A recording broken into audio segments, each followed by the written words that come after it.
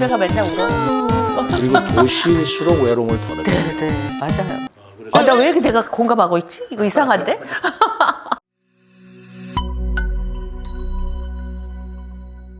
대한민국 국민은 세종시를 어떻게 생각하고 계실까요? 저는 세종시의 시장님을 만나면서 또 시장님께서 미래의 전략 수도 세종시 역점을 두겠습니다 하시는 말씀이 저는 굉장히 와 닿았거든요.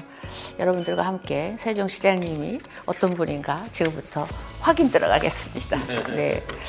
시장님, 저희가 시장님 하시는 일을 쇼츠로 좀 만들어 왔거든요. 네. 한번 보시죠, 카메라로.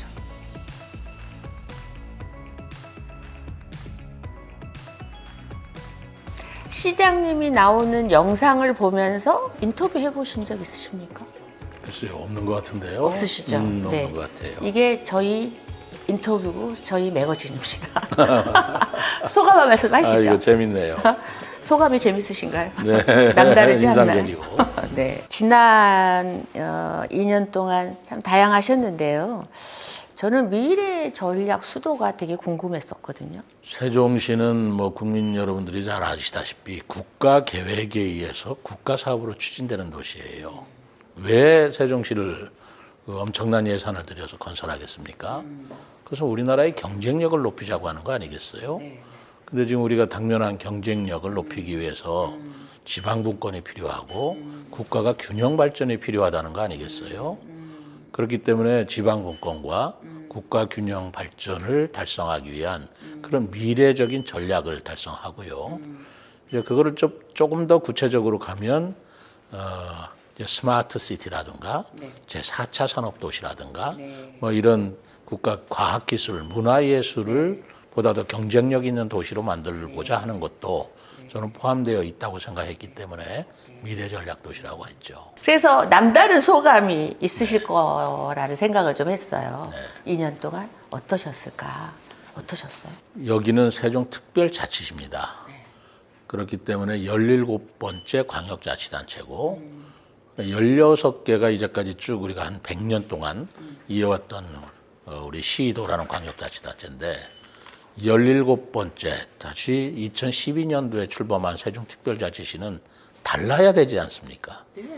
다르지 않고서는 특별자치시일 수가 없죠. 그리고 달라야 또 이런 미래도시를 만드는 의미가 있죠. 그렇기 때문에 저는 다른 시도와는 전혀 다른 정체성과 함께 그리고 경쟁력을 갖는 자치단체로 발전시켜야 되겠다라는 남다른 생각을 가지고 있었던 건 뭐 틀림이 없습니다. 세종시 지도를 그렸던 시장님께서 지금 좀 아쉬운 점도 좀 있으시죠? 아쉽죠. 그동안 정부도 바뀌었고 그리고 이 세종시를 담당했던 자치단체장도 바뀌었고 그리고 행복청장도 좀 바뀌었거든요.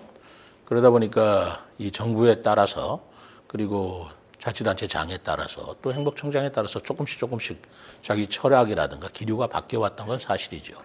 근데 저는 행복청장을 하면서 다시 시장으로 왔기 때문에 애초에 우리가 세종시를 건설했던 그 초심으로 돌아가야 된다는 생각이 변함이 없습니다. 그래서 애초에 다시 초심으로 돌아간 세종시는 무엇이어야 하는가라는 걸 생각할 때 아쉬운 점이 뭐 많이 있죠. 예를 들어서 제가 행복청장 시절에 여기를 한글 도시로 만들겠다라고 생각을 했어요. 그래서 세종시에는 전부 다 이제 새롭게 지어지는 도시라 도로나 교량이나 학교도 순 우리 한글 이름으로 하자. 그리고 세종시 전체가 세종대왕의 정신이 있는 그런 정신으로 이렇게 우러나는 그런 도시 상징성을 갖게 하자라고 결심을 했고 또 그렇게 추진해 왔는데 또 그동안 세월이 또 바뀌고 리더가 바뀌다 보니까 또 그런 것들이 바뀌었고 또 일관성이 다소 부족했던 그런 점에 대해서 아쉬움을 가지고 있고요. 그걸 다시 시작하려니 조금 더 어려워졌다. 그런 아쉬움이 있죠. 네. 저 어려움은 있을 거예요. 왜냐하면 사실 새로 건축하는 거랑 리모델링 하는 것이 더 힘들잖아요. 그래서 저는 그 심정을 압니다. 어떤 일들의 역점을 좀 두실 계획인가요? 앞으로 2년. 저는 우리 당면 과제가 있어요. 2026년도, 2025년도, 6년도, 7년도 계속 당면 과제가 있기 때문에 그 당면 과제를 수행해야 된다라는 생각을 가지고 있습니다. 그 당면 과제 중에 하나가 세종시에 사시는 분들이 세종시가 다 좋은데 교통이 불편하다.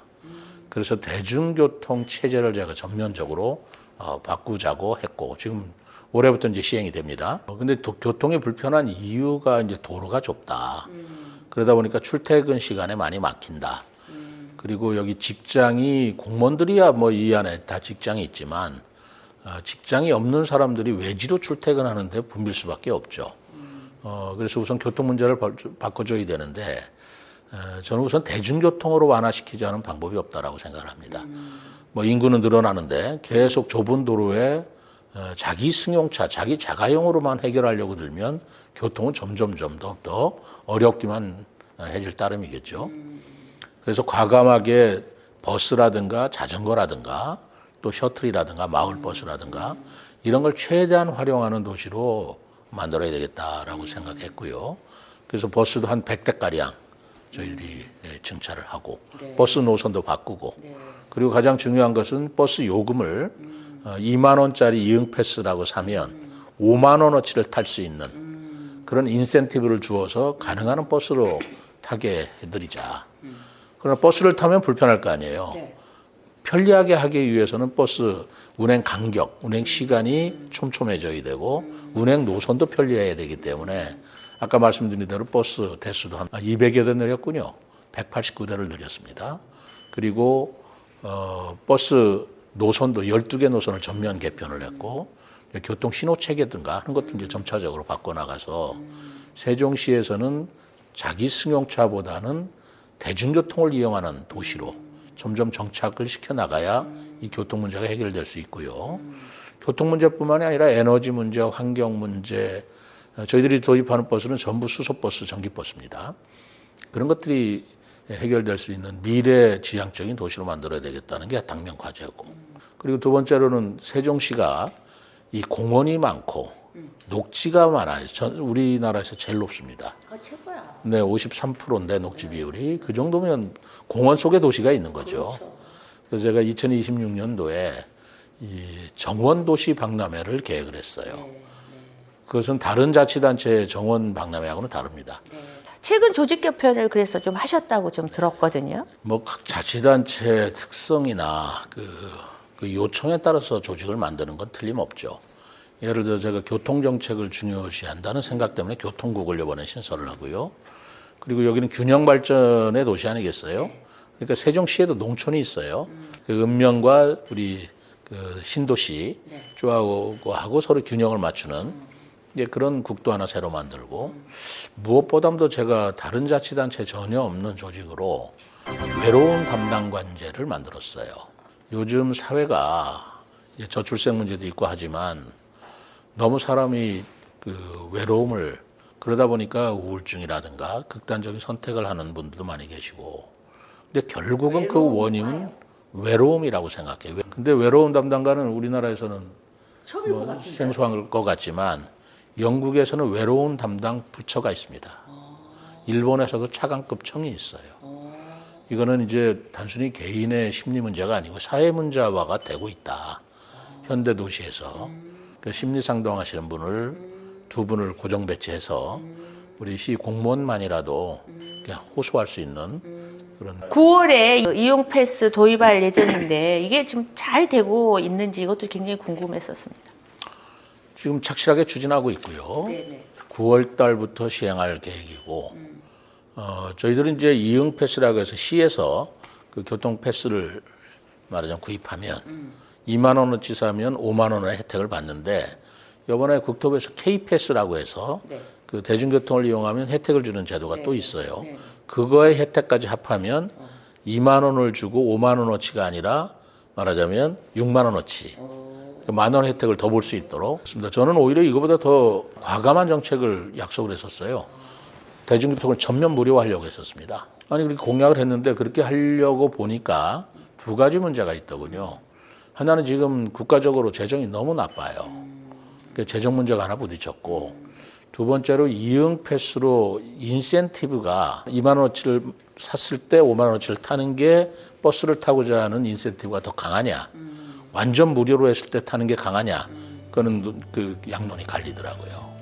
그래서 일단은 이용 패스를 사서 유도를 하고 뭐 장기적으로는 무료로 한다면 해야 되겠죠. 저는 그렇게 생각합니다.